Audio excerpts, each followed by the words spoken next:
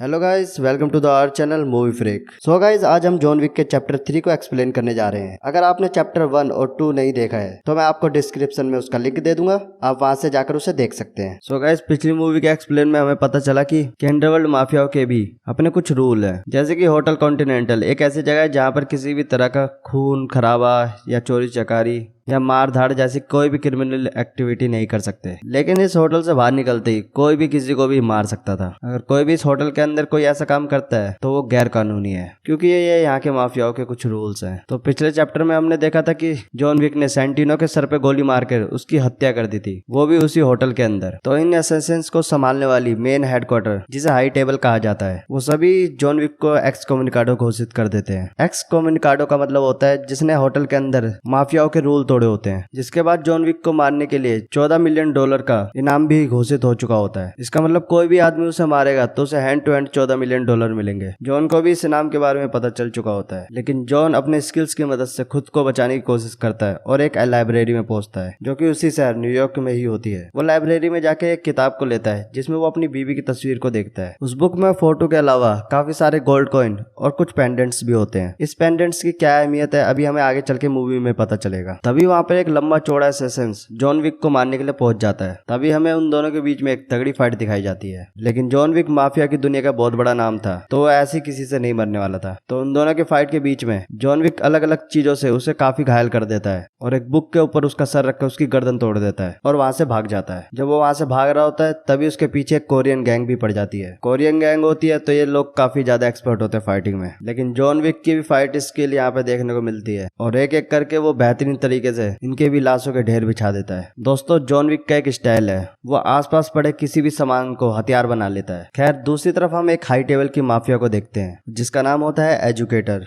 वो सबसे पहले आके होटल के मालिक वेंस्टन से मिलती है और उसके बाद जाकर वो बावरी किंग से भी मिलती है। और एजुकेटर इन दोनों को ही वार्न करती है कि तुम दोनों अपने आप को सरेंडर कर दो, क्योंकि तुम दोनों ने ही जॉन विक की हेल्प की थी। दरअसल हाई टेबल के कनेक्शन इतने ज्यादा होते हैं कि उनकी मदद से इनके पास सारी इन्फॉर्मेशन होती है, जिस पर एजुकेटर इन्हें वार्न करती है, जिसका मतलब अब इन दोनों को काफी बुरे हालातों का सामना करना पड़ सकता है। यहाँ जॉन विक के पीछे अभी भी काफी सारे असैसिन्स पड़े हुए थे और वो किसी तरह से अपने आप को बचाता हुआ एक ऑडिटोरियम में पहुंचता है। वहां पे वो एक डायरेक्टर से मिलता है। ये वही जगह होती है दोस्तों जहां पर जॉन विक ने अपनी ट्रेनिंग ली थी। समझाने के लिए बताऊं दोस्तों, यहाँ पे लड़कों को फाइटिंग स्किल्स और लड़कियों को डांस की प्रैक्टिस कराई जाती थी। लेकिन जॉन जब उस डायरेक्टर से मदद मांगता है तो डायरेक्टर उसे डायरेक्ट ही मना कर देती है। उसी वक्त जॉन अपना पेडेंट उसे दिखाता है और असैसिन्स की दुनिया में इसका मतलब होता है कि आप किसी को भी इनकार नहीं कर सकते। इसका मतलब था कि जिसके पास भी ये पेडेंट होगा उसकी मदद हर हाल में करनी होगी। अब मजबूरन डायरेक्टर को उसकी मदद करनी पड़ जाती है और उसे वहां से सेफली निकालकर कासाब्लांका पहुंचा देती है। यहाँ पर आकर वो अपनी एक पुरानी दोस्त जो उसी के साथ ट्रेनिंग किया करती थी उससे मिलता है, जिसका नाम सोफी होता है। सोफी एक असैसिन्स है और अंडरवर्ल्ड का भी हिस्सा है। जॉन विक उससे मिलकर बोलता है कि मुझे तुम्हारी मदद चाहिए, लेकिन सोफी उसे चलता कर देती है। लेकिन तभी बातों ही बातों में हमें पता चलता है कि जॉन विक ने भी एक टाइम पर उसकी मदद की थी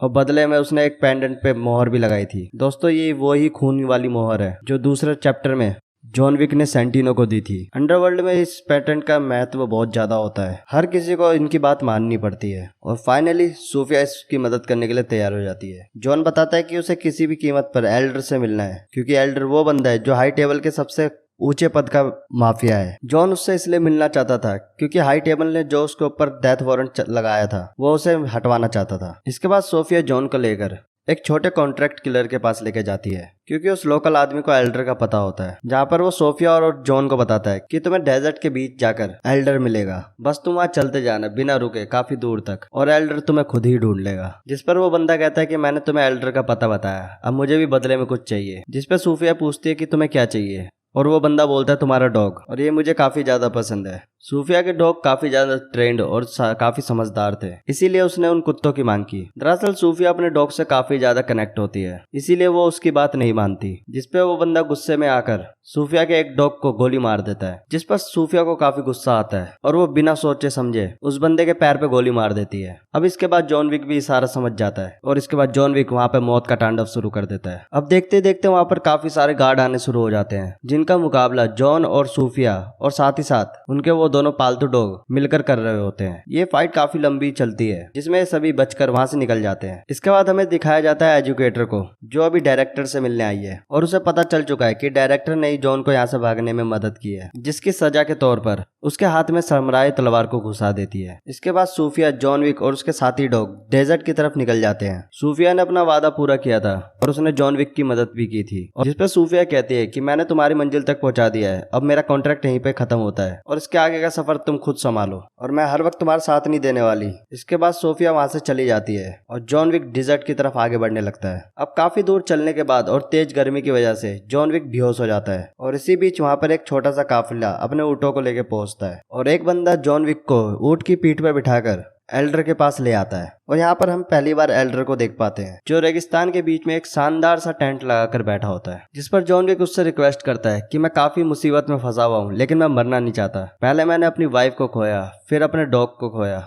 वो भी लोगों के काम करने की वजह से, और आज उन्हीं की वजह से मैं एक्स कम्युनिकाडो घोषित किया गया हूँ। इतना सुनकर एल्डर उसे दो ऑप्शन देता है। पहला ऑप्शन होता है कि उसे होटल कॉन्टिनेंटल, जो कि न्यूयॉर्क में है, उसके मालिक विंस्टन को मारना होगा, और दूसरा ऑप्शन ये कि अगर तुम उसको मारने से मना करोगे तो हम तुम्हें यहीं पे गोली मार देंगे। दरअसल जॉन विक विंस्टन का काफी करीबी दोस्त होता है, इसलिए वो उसे मारना नहीं चाहता था, और अभी इस वक्त उसके पास इसके अलावा कोई और चारा नहीं था, और ना चाहते हुए भी उसे ऑप्शन ए को सिलेक्ट करना पड़ता है। अब एग्रीमेंट को डन करने के लिए हम इन लोगों का अजीब तरीका देखते हैं, जिसमें जॉन विक को अपने हाथ की एक उंगली को काटना पड़ता है और उसे एल्डर को देनी पड़ती है। उंगली काट कर देने के बाद एल्डर उसे न्यूयॉर्क पहुंचाने का इंतजाम करता है, जिसके बाद हम जॉन को न्यूयॉर्क में देखते हैं। खैर, इसके बाद हम एजुकेटर को देखते हैं, जो एक समुराई के होटल में आई हुई थी। दरअसल यही एक बंदा था जो जॉन विक से हैंड टू हैंड कॉम्बैट में भिड़ सकता था, जिसकी वजह से एजुकेटर उसे हायर कर लेती है। इस समुराई का नाम होता है जीरो, जिसका काम होता है कि जॉन विक को ढूंढो और उसको खत्म करो। इसके बाद एजुकेटर फिर से बावरी किंग के पास आती है और उसे बोलती है कि मैंने तुम्हें सरेंडर करने के लिए कहा था, लेकिन तुमने अभी तक सरेंडर नहीं किया, इसलिए सजा के तौर पर वो जीरो को बुलाती है, जिसकी मदद से वो बावरी के शरीर पर ढेर सारे तलवार के वार करा देती है, जिसकी वजह से बावरी किंग वहीं पे घायल होकर गिर जाता है। दूसरी तरफ हम जॉन विक को देखते हैं, जो अब विंस्टन को मारने की तैयारी कर रहा है, लेकिन तभी वहां पर जीरो और उसके साथी आ जाते हैं और वो जॉन के पीछे पड़ जाते हैं, और इसी के बाद हमें जबरदस्त फाइट सीन दिखाया जाता है जॉन और जीरो के समुराई साथियों के बीच में। यहाँ पर जॉन एक बाइक को लेकर उनसे बचने की पूरी कोशिश करते हुए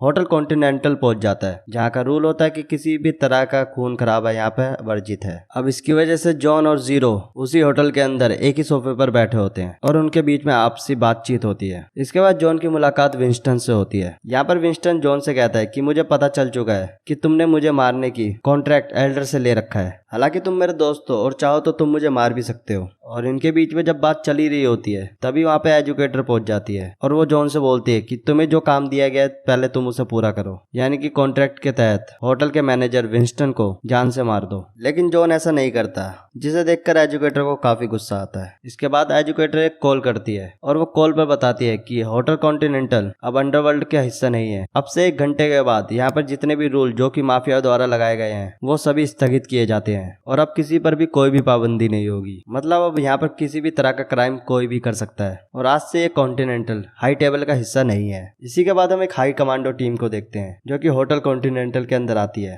दरअसल ये हाई टेबल के ही कमांडोज होते हैं, जिनका मकसद जॉन और विंस्टन को जान से मारने का होता है। और दूसरी तरफ जीरो के आदमी भी होटल कॉन्टिनेंटल में पहुंच जाते हैं। अब इस होटल के अंदर जॉन और विंस्टन वर्सेस हाई कमांडो की पूरी फोर्स और दूसरी तरफ जीरो के आदमी, इन्हीं सब के बीच में लड़ाई होती है। अब हम जॉन विक को देखते हैं, जो कॉन्टिनेंटल में रखी हुई गनों की मदद से एजुकेटर की भेजी हुई फौज को खत्म करता है और फिर उसके बाद जीरो और उसकी गैंग से भिड़ने के लिए प्रिपेयर होता है। जब इसके बाद जीरो और उसकी गैंग से जॉन का सामना होता है, तो ये वो जगह होती है जहाँ पर काफी सारे एंटीक सामान पड़े होते हैं और साथ ही में वहाँ पर काफी ज्यादा ग्लासेस पड़े होते हैं, जिसकी वजह से लड़ाई के बीच में एक दूसरे को ढूंढना काफी मुश्किल होता है। और काफी देर तक चलने वाली इस लड़ाई के बाद जॉन उसी गिलास की मदद से और अपनी चालाकी से जीरो को वहाँ पर जान से मार देता है। अब यहाँ पर इतनी सारी लाशों के ढेर लगने के बाद ये बात एजुकेटर तक भी पहुंच जाती है कि उसके काफी सारे लोग मारे गए हैं। यहाँ पर एजुकेटर एक पॉलिटिक्स खेलती है। वो कॉल करती है विंस्टन को और उससे बोलती है कि अगर तुमने जॉन को मार दिया तो मैं तुम्हारे होटल कॉन्टिनेंटल को दोबारा से रिकवर कर दूंगी। इसका मतलब कि जो पहचान उसकी पहले अंडरवर्ल्ड में थी वो दोबारा क्रिएट हो जाएगी और तुम दोबारा से हाई टेबल के मेंबर बन जाओगे। उसके बाद जॉन विंस्टन से मिलने उस होटल की छत पर पहुंचता है, जहाँ पर विंस्टन इस बात को छुपा रहा होता है कि उसने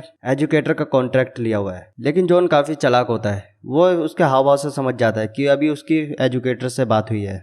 यहाँ पर विंस्टन बिना रुके गोलियां चलानी शुरू कर देता है और जॉन से बोलता है, सॉरी जॉन, मुझे मेरे होटल की पहचान को बरकरार रखना है और मुझे उसे वापस से अपनी पहली वाली पोजीशन में लेके आना है। और जॉन विक वहां से छत से नीचे गिर जाता है। इसके बाद एजुकेटर विंस्टन को गुड वर्क कह के और उसकी हौसला अफजाई करके वहां से अपना सामान लेकर गाड़ी में बैठकर निकलने वाली होती है। तभी वो कंफर्म करना चाहती थी कि जॉन मर चुका है और उसकी बॉडी को देखना चाहती थी। और चेक करने पर उसे पता चलता है कि जॉन की बॉडी तो वहां पर थी ही नहीं। जिसके बाद वो विंस्टन के पास वापस आती है और वो बोलती है कि जॉन की बॉडी तो वहां पर पड़ी ही नहीं है। अगर वो जिंदा बच गया तो वो तुम्हारे लिए और मेरे लिए खतरे की घंटी बन सकता है। इसके बाद हम दूसरी तरफ जॉन के डॉगी को देखते हैं जो कि होटल से भाग जाता है और भागता भागता एक स्ट्रेचर के पास पहुंचता है जहां पर एक भिखारी जॉन की बॉडी को लेकर कहीं जा रहा होता है। इसके बाद वो दोनों पहुंचते हैं बावरी के पास जिसके ऊपर हंटर ने काफी ज्यादा तलवारों से वार किए होते हैं। यहाँ पर बावरी ने जॉन की जान इसलिए बचाई हुई थी क्योंकि वो हाई टेबल से बदला लेना चाहता था। और वो जॉन से पूछता है, क्या तुम्हें गुस्सा आ रहा है?